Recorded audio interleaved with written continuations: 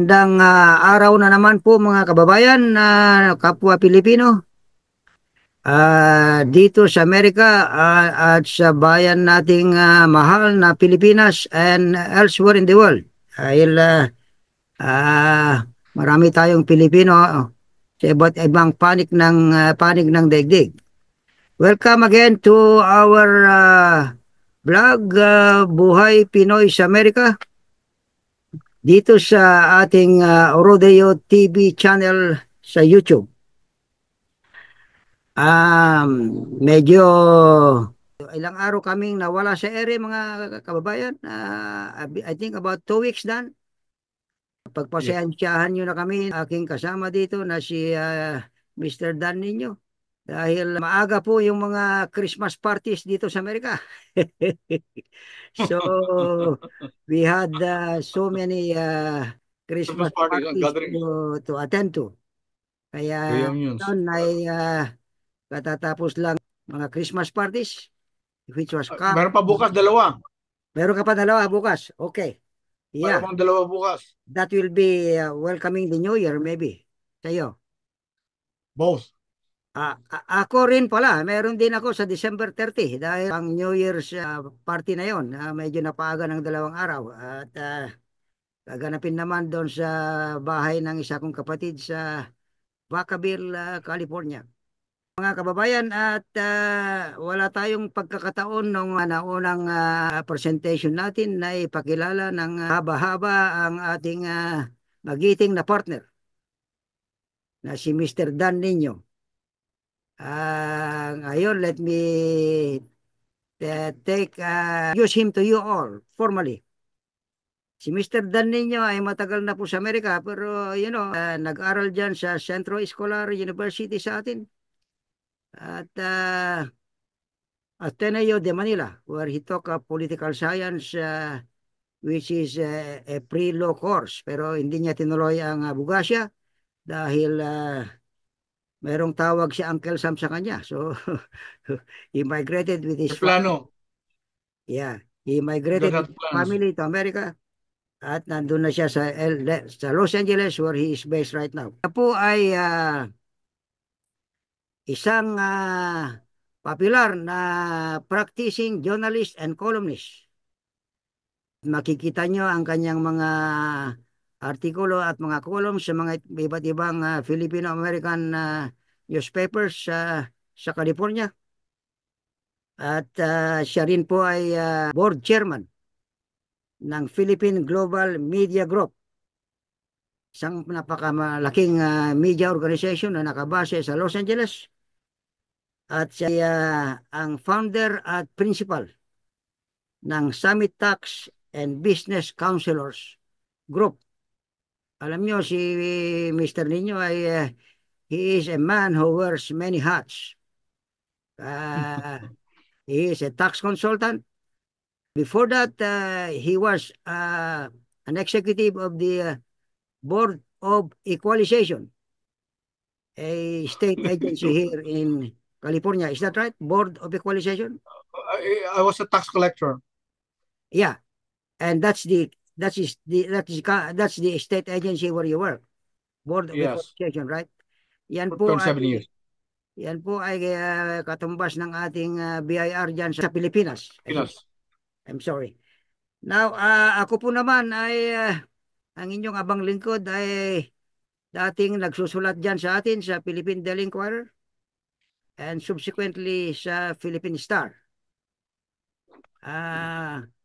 Kung kayo ay may panahon ay tingnan nyo ang description page ng aming vlog na ito na Buhay Pinoy sa Amerika at magkikita nyo yung mga ibang particulars tungkol sa katauhan namin ni Mr. Dan Nino.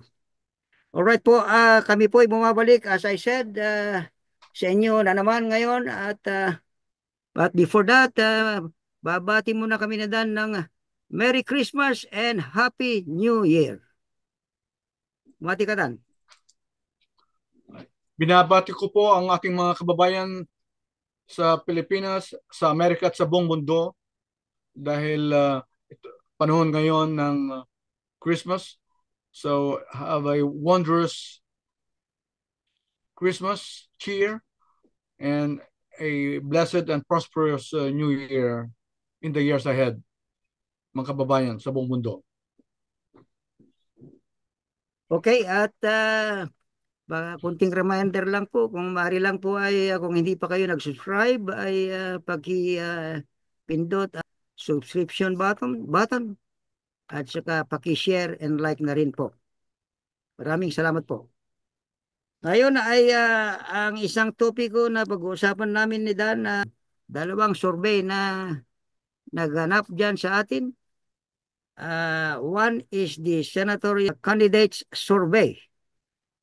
That was conducted by, I think it's SWS, Social Weather Station, and the other survey about the performance, approval, and trust ratings of our national officials in the Philippines, which was conducted by Pulse Asia. Yun muna ang kwandan, if you don't mind. Unahin natin yung Okay, secretarial survey dahil alam mo ay nakakagulat ang resulta ng senatorial survey.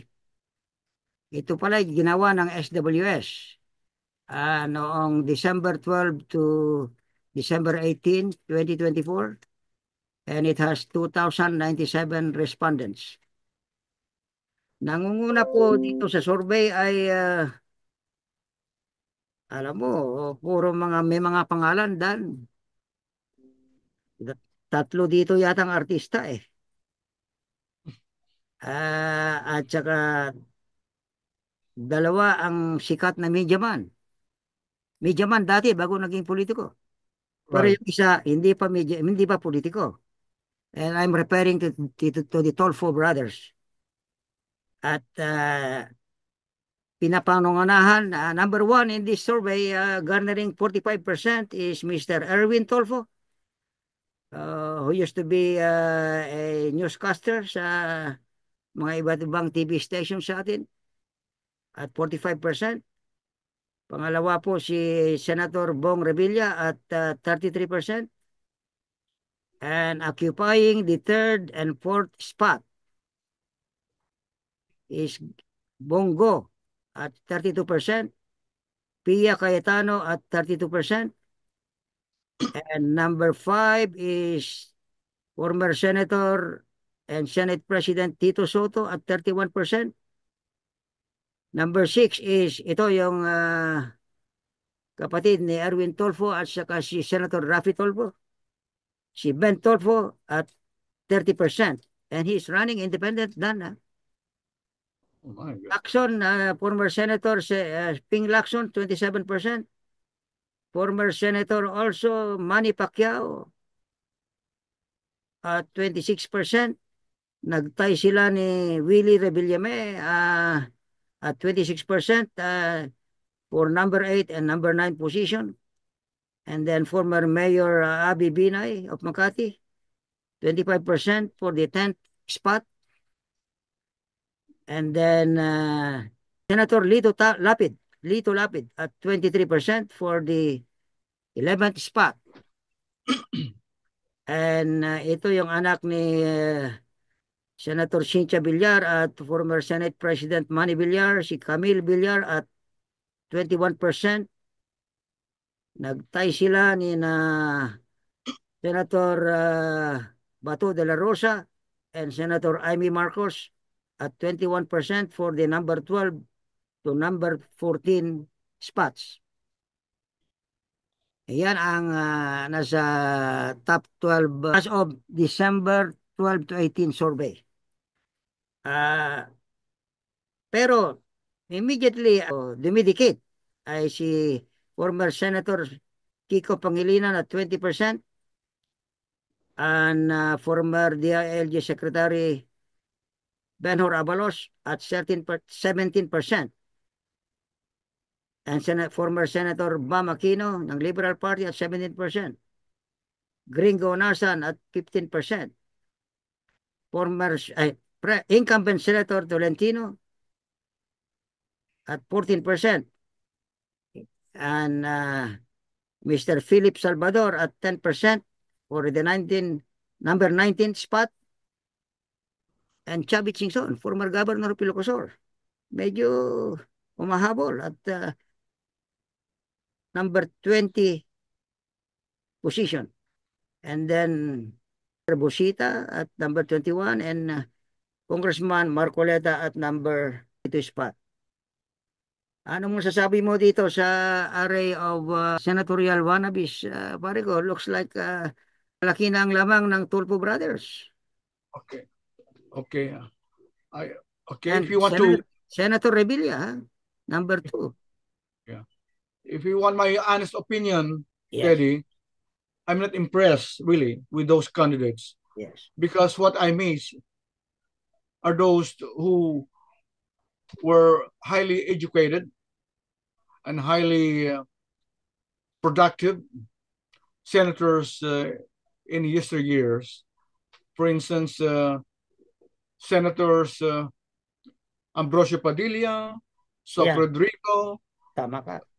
okay, Camilo Ocias, Tanyada. Senator Aquino, Tanyada, Do Laurel, Yeah. at marami pang iba. You know, Rojas. I'm not impressed really because you're a celebrity, you can win the Senate, but your productivity in the Senate leaves much to be desired.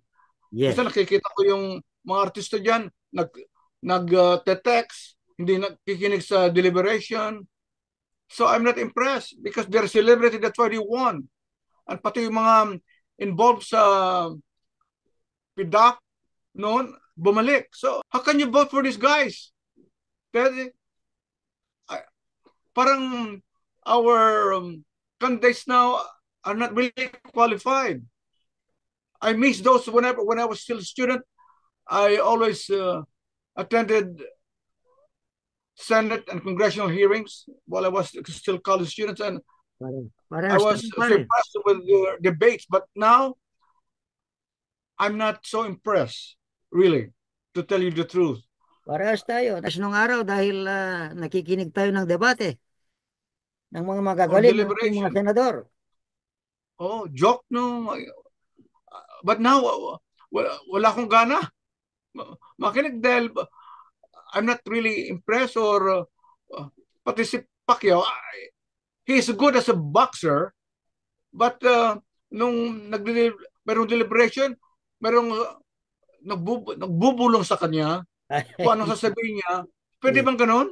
Yeah, he cannot stand on his own. Meron siyang coach.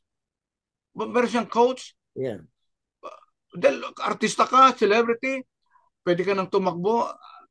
Senate, you know, Ted, during the Roman Empire, that's why it's called Senate because they're the highly selected individuals in Rome at the time. You cannot become a senator in Rome if you are not highly qualified. Exactly. At ganyan din nung sa Pilipinas nung araw the times when we were still in college. Yes. Walang bubo doon sa Senado pare. Pardon me for the language mga kababayan, pero only the best of the best at that time make it to the Senate. Yes. Raul Manglapos, Senator Manahan. Oh my goodness. I think nag-retrogress Dan ang quality ng membership ng Senado natin kasi anybody can now go to the Senate and get themselves can run for the Senate and get themselves elected. Yes. Nung araw, sa tingin ko, kaya only the best are elected to the Senate. Yes. It's because nahihiyang tumakbo yung walang alam. Precisely, absolutely. Kaya puro mga magagaling ang kumakandidato. So, ang hirap pumili ang mga tao noon dahil puro magagaling. Walang bubo na kandidato. Yeah. Kaya, the result is, talagang ang panalo, puro magagaling dahil puro magagaling ang kandidato. Pero ngayon, wala. Mga magagaling nga ang hindi nananalo eh. What a difference. Precisely. That's why I'm so appalled I'm so disappointed Yeah, because of these candidates now. What can they offer? But rebellion me. exactly. You're good in entertaining people, or si Lito Lapid, you might be good as an actor, but not as a politician, but not as a legislator to pass laws or to draft laws. What can you offer to the Philippine Senate? Kaya nga, Dan, kaya nagtataka nga ako kung ano talaga ang motive ng mga kumakandidato doon sa atin na senador na alam nila meron silang limitation. So, Correct. if you know you have limitations, ay dapat mahiya ka namang tumakbo, di ba? Kaya nga, makakapal ang mga mukha, to say the least. I'm Meron sorry pa to nga, say that. meron pa nga iba, hindi nag-umpisa sa kahit na barangay captain, Senate Correct. agad ang tinakbuhan, di ba? Yung Yun na nga. walang experience sa public service as a Sa, public official. sa legislative meal. Yes. Sa, Ang dami nila na diretso sa sa Senado. Hindi man lang dumaan sa kahit naging barrio captain o kaya naging correct. konsehal sa isang bayan o naging board member kaya o naging mayor o naging gobernador para meron naman silang ibubuga Oo nga. pagdating sa Senado. Lalo na ang pinag-uusapan ay tungkol sa kanilang naging eksperyensya as mayor, as Eh, governor, si, o even si as a Bongo na barangay lang. official. Si Bongo na lang, bago siya tumakbo, Yeah. siya taga-bitbit ng portfolio o attache case ni Yeah, exactly. palaging nasa likod. Exactly. Tapos nung naging senador na siya, hindi mo alam kung senador siya or assistant pa rin ni Duterte. Kung kung diyan, may litrato, nasa tabi niya, nasa likod niya. Ano bang, are you a senator or are you an assistant or an aide of the president? Si Bato de la Rosa, you are good, you might be good as a military man, but not as a senator, because even the way you speak, the way you enunciate your uh, words, or the way you talk in the hearing, I'm so appalled. Ako nahiya eh. Yeah. Ako nahiya eh. Yeah. And then some actors, they were already indicted or they were jailed or accused of the PDAF of corruption. Nandiyan pa rin sila. So I'm sorry to mention this to you, but in America, my God, talagang you should, when you are elected as a senator, talagang kung ka dito, bigatin ka dahil inuusisa yung background mo. Yes. Exactly. Unfortunately, pare, ewan ko, but I hope our Sige fellow tayo. Filipinos who will be voting this coming May next year, wag sila bumoto dahil sa popular yung kanilang binoboto kasi Yeah. popular nga pero wala naman ibubuga pag siya ang ipapadala mo sa Senado, di ba? Anyway, Ted, can we transition to Yes, yes. the Ah, hearing or what? but before Yeah. that, Yeah. meron ka bang wish list ng mga present day officials or even those in the private sector na kung sana ay tatakbo silang senador ay sila ang karapat-dapat na nandun sa Senado? Can you mention some of them? From the private sector, from the Philippines, mostly that I know are Or even in the public sector? I have an idea. Those congressmen and congresswomen who exposed and who conducted or who were involved in the Quadcom hearing regarding the anomalies of Sara Duterte. I like them. Yes, yes. Romeo Like Acop, yes. Congressman, Luistro, Congresswoman Restro, Abante, and Barbers. Joa, sino pa si Ace Barbers, Yes, Barbers. hindi hindi na sila takot ngayon. Yes, yes, yes. Ah, kahit Ayun ang sino, dapat kahit na hindi takot tumakbo magtanong, hindi takot, pagkasenador. no holds barred. Hindi magtanong, hindi Yes. takot magtanong. Yun ang dapat na tumakbo pagkasenador. Yeah, unfortunately pare, hindi Hindi sila yung mga tumakbo. pipitsugin dyan. Yeah. Hindi yung mga artista dyan. Hindi yung mga uh, celebrities or dahil popular. Yun Yeah. ang yung uh, nakandak sa Quadcom hearing or sa mga iba't ibang committees, o yun ang dapat na tumakbo. Yes. Unfortunately pare, hindi sila tumatakbo. So, we just hope na after 3 years, there will be another senatorial elections in 2028. Pag tumakbo mga ito, sure ball na mananalo sila sa tingin mo. Ay, oo, yung mga, They can be viable candidates for the yeah, Senate in 2028. pero kung wala ka namang pera, yun ang hirap din. Wala kang resources, pero sa abilidad, Yes, magagaling sila. yes. Kasi nung may narinig ako nung panahon ni na Senator Mitra, merong kinonvince na isang magaling ding possible or potential candidate. Okay. Ang sinabi sa kanya, you can be in our slate if you have in minimum of 1 million to be added in to the senatorial coffer, 1 million. Campaign kitty. Oh, para sa campaign kitty. But yun ang sinabi nila.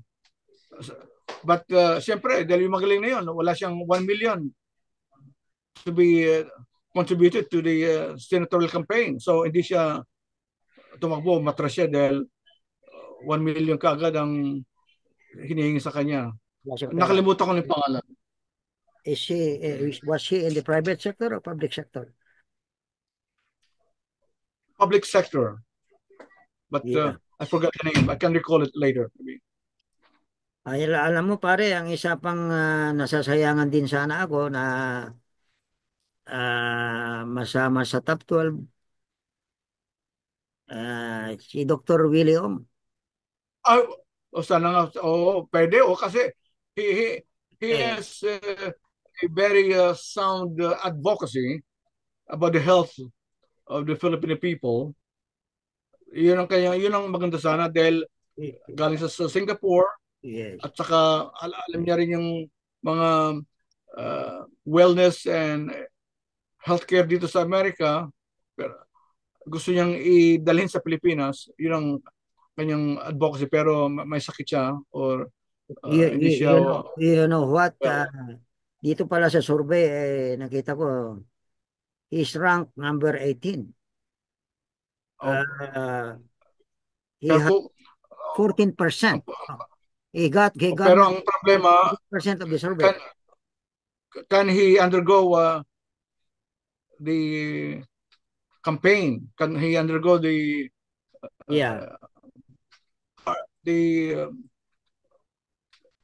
rigor of the campaign? Yeah, yun nga lang. But alam mo na monitor ko nung nag-file ng candidacy niya, and ang wife niya ang nag-file for him.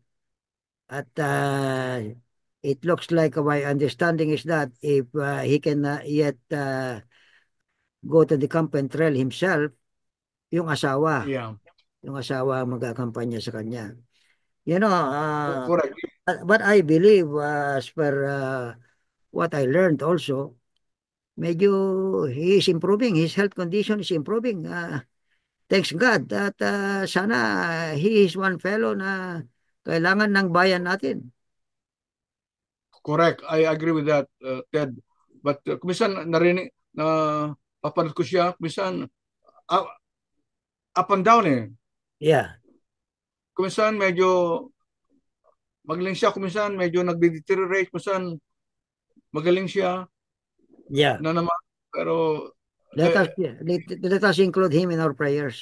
Yes, Uh, but you know, uh, Ted, being a president or as vice president or a senator is a destiny. yes, I know. It's your destiny, really. Then Yeah. Then you God will orchestrate. yes, God will find a way. yes, yes.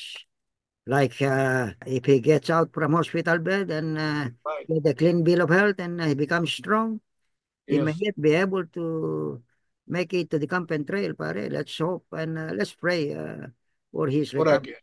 Yeah. At maraming siyang natutulungan sa kanyang TV blog. Exactly. Oh, Isa na rin yung misis ko. oh Kasi yeah. ako rin. Dahil na may Oh, mga may mga medical advice siya na yeah. practical at na Correct. lalo na yung mga do's and don'ts. Oh yes, of course. Ang Yeah. ganda. So I miss those medical advice Yeah. niya kasi sana the Lord will give him another lease of life para Correct. Yeah. i-resume niya yung kanyang medical podcast. Yeah. Right, Correct. pare, Yeah. you were saying something? Yes. About why the Kamala Walz candidacy tandem for the presidential and vice presidential candidate campaign, natalo sila. Dahil it is also good for our kababayans worldwide. Mhm. Dahil nakita natin dito na I think the American people are not yet ready for a woman president. Okay? Ay, And number two, she only had 3 months to campaign. And number three, she didn't undergo primary. Okay. And despite the endorsement of the celebrities in her campaign. And then fourth, her choice of running mate, Walz, was not really accepted by the electorate. Ang ginugroom ng mga iba really was yes. Governor No, Shapiro of Pennsylvania, who Pennsylvania, was yeah. really articulate, yeah, Yes, Pennsylvania. very eloquent. But yes, but because he's a Jewish, yun And ang palagay kong hindi siya sinelect ni Kamala Harris, but yes, maganda because sana siya kasi he's yes. well spoken, Yeah, I know. okay, At saka more charismatic. charismatic. Yes, Yeah, so I was disappointed, and yes. then there's still some racism, sexism, okay, and then of course the number one point ng mga ibang electorate sa atin dito, if you're incumbent and if the economy is faltering or the economy is not good because there's inflation, I worldwide, maapektuhan yung mga incumbent, not only in America, Ted, but also in Europe and Yeah, elsewhere. I know, I know. Yeah, Uh, yeah, yeah, because despite the inflation has other gone down. candidate, Trump twice impeached, is a convicted felon with obnoxious behavior, but still he won. So hindi pa ready ang Amerika yata na magkaroon ng president, woman president. Yeah, and ang expectation din natin noon, pare, dahil she is a woman of color, Yeah, isa rin yun. Kaya she would have captured the yeah, uh, the uh, minorities, African American votes, di ba? correct. Latino votes. Latino votes, Pero marami pa rin nakuha si Trump doon sa Latino at saka correct. sa African American population, di ba? Oo. It Kaya was, maraming nadismaya dahil yes. despite of that. Dahil kaya yung mga iba, I'm so dismayed with the American voters. Why? With the